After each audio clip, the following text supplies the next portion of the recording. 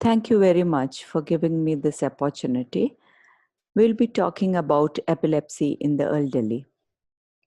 There is a difference between seizures and epilepsy.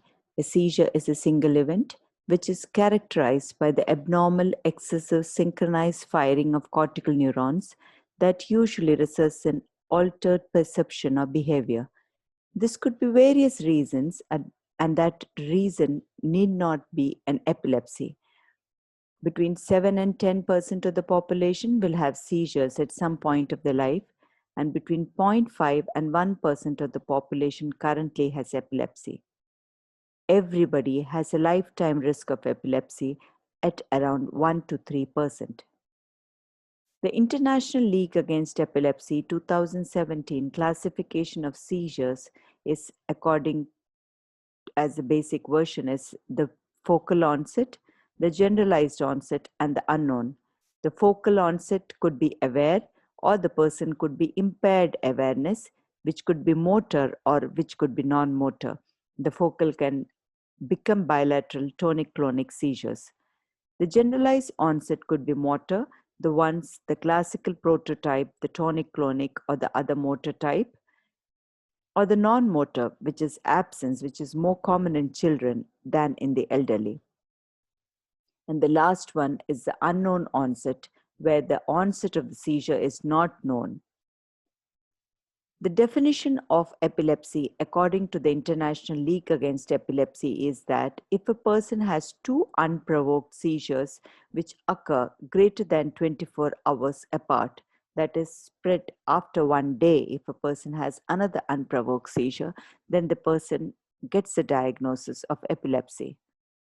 Or if a person has a single seizure which is unprovoked or a reflex seizure, but then with his investigations, which could be EEG, the neuroimaging, or the features like that is focal deficits in him, which suggest that the person can have a risk of having another seizure during the next 10 years to around 60%, then even a single unprovoked seizure could be diagnosed as a case of epilepsy. Having said that, in any particular individual, if there is a diagnosis of an epilepsy syndrome, which is more commonly we do it in young children and young adults, that is the absence syndrome, the benign Rolandic epilepsy, or the juvenile myoclonic epilepsy, the Lennox-Gastaut. These are epilepsy syndromes which are not very common in the elderly. According to the International League Against Epilepsy, we first diagnose the seizure and keep them as focal onset, generalized, or where the unknown onset. Then we say the epilepsy types, which is focal, generalized, combined, generalized, and focal and unknown, where we have touched on and tried to see the etiology, which could be structural, genetic, infective, metabolic, immune, and unknown. And then we keep the patients as epilepsy syndrome. In elderly, it is not the epilepsy syndrome which is more important, but the comorbidities in that particular individual, which helps us to see that which anti-epileptic drug would be more suitable for the individual. What could be the possible etiologies in an elderly person who presents with the seizure or who has epilepsy? Stroke remains the most common cause, accounting to around 20 to 50%.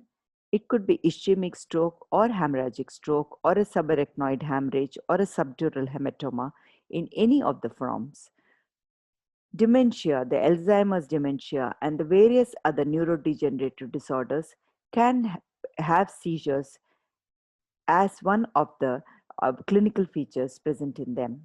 Brain tumors are very common in the elderly.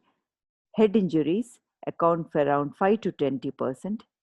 The other known causes around 2 to 20%, in which recurrent hyponatremia, the periventricular ischemias, the white matter changes, all could account for the other known causes. Drugs having not been missed, we know that certain drugs can reduce the threshold of the seizures in individuals, like aminophylline drugs, isoniazid in some individuals, alcohol in some individuals can reduce the threshold. Antipsychotics like bupropion can reduce the threshold and can keep the person predisposed to seizure. Unknown still remains around 20 to 50% of patients. Even after extensive investigations, one sometimes is not able to find out the cause of epilepsy. So, if you would see in this slide the common causes of seizures by age, if you would see in the neonate and in the young individual, they are more of perinatal, going on to metabolic and genetic or congenital malformations. In the elderly, they are more of vascular, the brain tumors, the metastatic tumors, the trauma, systemic and metabolic derangements, and infections. That means in an elderly individual who comes with history of seizures, we need to have blood investigations and neuroimaging to rule out these causes so that they can also be appropriately treated. A detailed history from the patient and an eyewitness is very essential as in a young person with epilepsy. Elderly, moreover, have cognitive impairment and sometimes may not be able to provide an accurate history. The first step always remains to see that if the events were indeed epileptic seizures or they were non-epileptic in nature, and that is why when a person comes with a history suggestive of an event which could be a seizure or a non-seizure, one needs to keep the differential diagnosis in mind. Most common being neurological, which are TIA or the transient global amnesia or the transient ischemic attack, the vertebrobasilar. They are more vascular phenomenon. They are very abrupt in nature. Sometimes, as the name itself suggests, transient, the symptoms rectify on their own and the person gets back to normal. And it is difficult to know at that point because the patient himself cannot give a history. Endocrine and metabolic should never be missed. Hyper as well as hypoglycemia, hyper as well as hyponatremia, and calcium deficiencies or hypercalcemia can present with seizures. Vasovagal syncope is very important because more so because if the person has a vasovagal syncope and falls down, can have one or two jerks and can look like a person has had an epileptic fit. Sleep disorders, the random eye movement behavior disorder, the REM behavior disorder are very common as a non-motor manifestation in persons with Parkinson disease or Parkinson plus syndrome, in which the patient enacts out the dream and has thrashing movements of the hands and legs. Parasomnias, in which night terrors, sleepwalking, and other disorders are very common as sleep behavior disorders and can be mistaken as epileptic events, especially frontal lobe epilepsies. Reflex syncopes, which could be cardiac arrhythmias, sick sinus syndrome, or postural hypotension. Not to be missed, even in the elderly, the non-epileptic attack disorders are common because of loneliness and trying to have mm, having depression and other comorbid psychiatric disorders as well. Now, how are the seizures different in the elderly? Primary generalized epilepsy is very rare. Majority of the seizures in the elderly are focal. The transient or prolonged confusional state, if the person presents to the emergency, you do n number of investigations and you do not find even his sugars are normal, sodiums, blood parameters, everything is normal, his MRI is normal, imaging is normal. One should always suspect a complex partial, that is a non-convulsive status epilepticus, and only an EEG would help us because there will be runs of epileptiform discharges. Status epilepticus as the presentation is very common in elderly. What are the differences between an elderly and a young adult as far as complex partial seizures are concerned?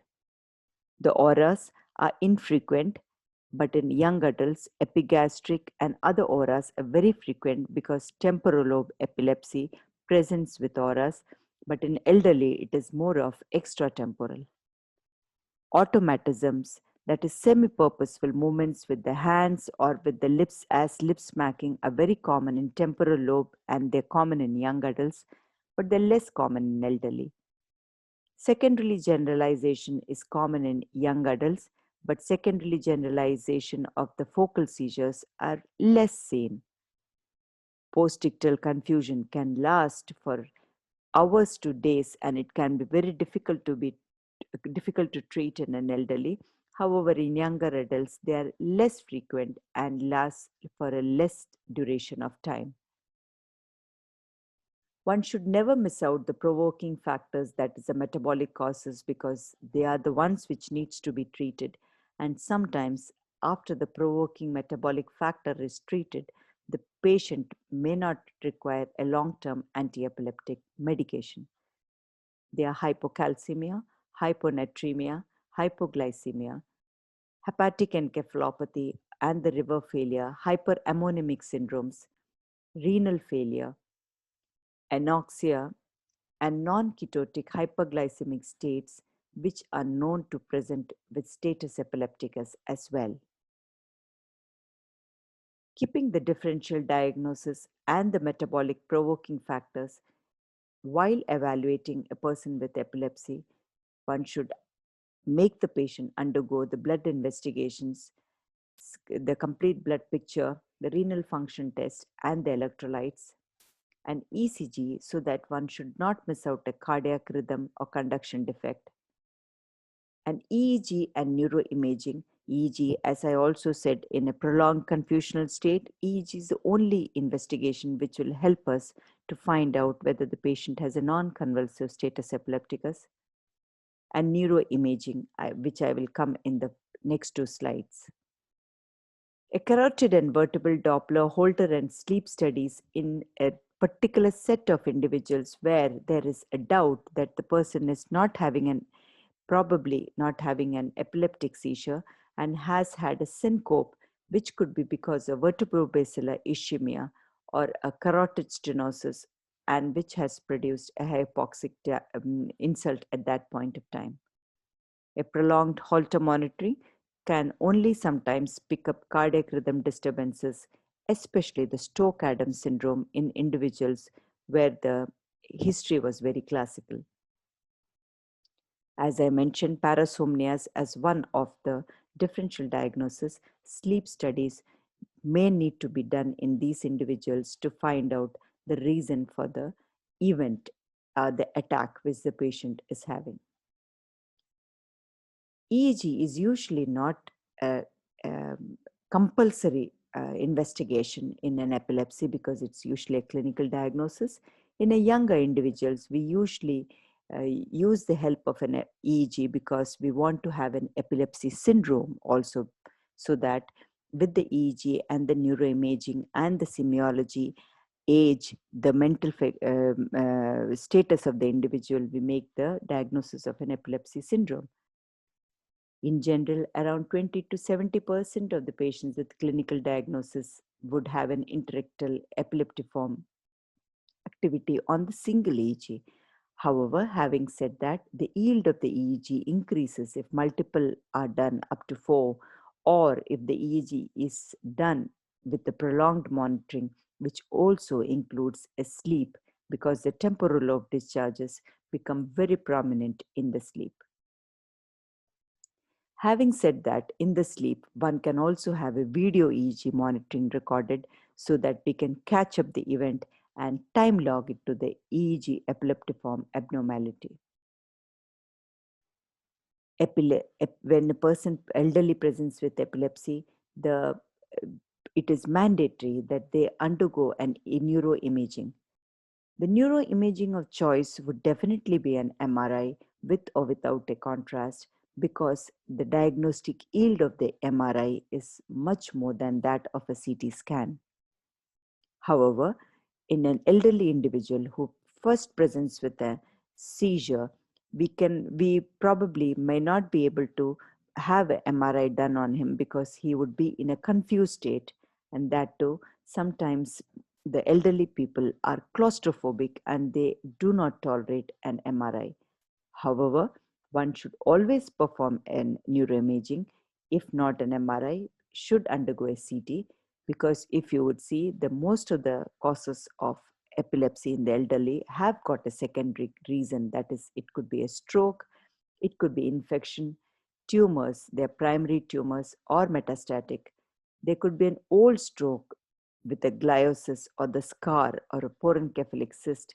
There could be white matter changes, chronic hypertensive microangiopathy changes, chronic small bleeds, microbleeds, all which could be clearly picked up in a CT or in a MRI with a GRA diffusion weighted flare and the sequence of images.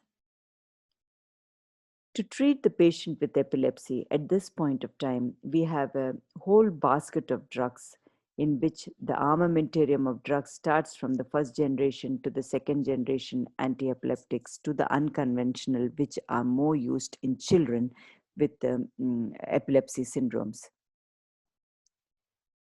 The first generation anti-epileptic drugs, when we are using, there are certain critical issues we should keep in mind with the elderly.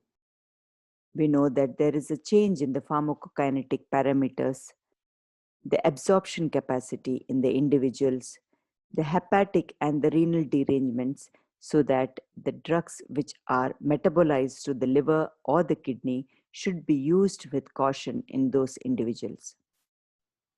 Also, the protein binding capacity of the anti-epileptic drug differs in the elderly. There are certain enzyme inducing drugs, that is the first line enzyme inducing drugs, which could be detrimental to the patient, especially if the patient is on polytherapy, with which we mean the antihypertensives, the antidiabetics, and most importantly, if the person is on an anticoagulant or if the patient is receiving an antitubercular treatment. These anti-epileptic drugs or these two drugs, the anticoagulant, antitubercular, for example, they are enzyme inducing and they can reduce the efficacy of the either drugs and result in failure of the anti-epileptic drug and a seizure, or an anticoagulant failure, and probably if the patient was receiving it for a cardiac valve disorder or for other cardiac ailment, it can result in failure of that drug and lead to be catastrophic. Susceptibility to adverse drug effect is more common in elderly, and one should be very careful while one is using and should always know the side effect of that particular anti-epileptic drug, and probably it would be wiser if one gently tells the patient that if he experiences any of the side effects which the doctor mentions, he needs to report to the doctor immediately, and not immediately probably stop the drug, but report immediately. The maximum success can be ensured if you start low and go slow. Always start with the monotherapy and appropriate medication for the type of seizure which the patient has. Then titrate to a dose which is maximally tolerated or produces a seizure freedom. However, we need to monitor the treatment at regular visits because the drug interactions in patients can be sometimes very detrimental. And one should know, because if the patient has a simple fever, for example, and goes to a physician elsewhere, and the patient does not mention that he is taking anti-epileptic drug, ciprofloxacin drugs, that is, the quinolones, can reduce the threshold of the seizure and the patient can develop a seizure. Hence, educating the patient and family that all the medications which the patient is taking should always be told to the treating doctor for whatever ailment he goes, and it is always better to have the list of medications on a cell phone so that he just mentions, and the treating doctor for a new ailment can be guarded and keep the medications, especially the antibiotics, which can reduce the threshold in individuals, especially in an elderly. In some cases, we may also require drug levels, especially the phenytoin drug levels, because even a 50 milligram escalation of the dose, being a nonlinear mechanism of action, can produce a severe toxicity in an individual. Now, in the few slides, I will just share what is the choice of anti-epileptic drugs and which are the anti-epileptic drugs to be avoided in the particular comorbidity situation. If there is a cognitive impairment, one should avoid topiramate and zonisamide. Tremors, which could be Parkinsonian tremors or essential tremors or age-related tremors, valproate is to be avoided. Patient has had history of hyponatremia in the past, even one single admission in the past, then please avoid carbamazepine and oxcarbazepine. Patient has urinary complaints and is on medications for that, then avoid carbamazepine. Cardiac comorbidities, phenytoin and carbamazepine should be used in caution with cardiac arrhythmias as they can affect the atrioventricular conductions. Postmenopausal women or history of osteoporosis, phenytoin and phenobarbital should be avoided. Obesity, as valproate tends to produce weight gain. If there is a history of depression and the patient has had visits with the psychiatrist for his depression or is already on antidepressant, levetiracetam should be avoided. History of allergy or rash with any other medication, patient reports to you, or one you should have asked carbamazepine, oxcarbazepine, lamotrigine, and phenytoin are not to be given in such individuals because the rash can be really detrimental. Potentially beneficial medications, if the person is obese, then zonisamide and topiramate are better. If the patient also has depression, then lamotrigine is a good alternative. In cases of bipolar disorders, lamotrigine and valproate. A patient also complains that he has been having frequent headaches in the past, valproate and topiramate can be given. In short, the newer anti-epileptic drugs have fewer drug interactions and enzyme-inducing potential and probably are better suitable in an individual with elderly individual with epilepsy, but then one should also see the comorbidities in these individuals.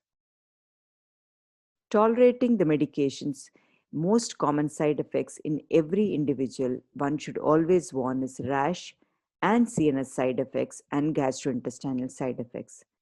They could be clumsiness, little drowsiness, but they can be again detrimental for an elderly person. Because of clumsiness, the patient can fall and have a fracture.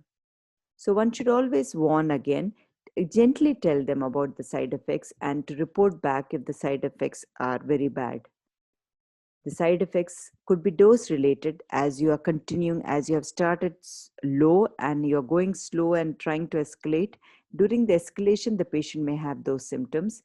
The patient sometimes becomes more casual because initially in the lower doses, the patient was not having those side effects. So you should be warning that now you're escalating the dose. When you're on the second week and the third week, the side effects can be prominent. Or they could be idiosyncratic side effects which can be life-threatening. They're prolonged fever, the rash, nausea, vomiting, severe sore throat, ulcers in the mouth, easy bruising, weakness, fatigue, swollen glands, and lack of appetite, abdominal pain, Stevens-Johnson syndromes.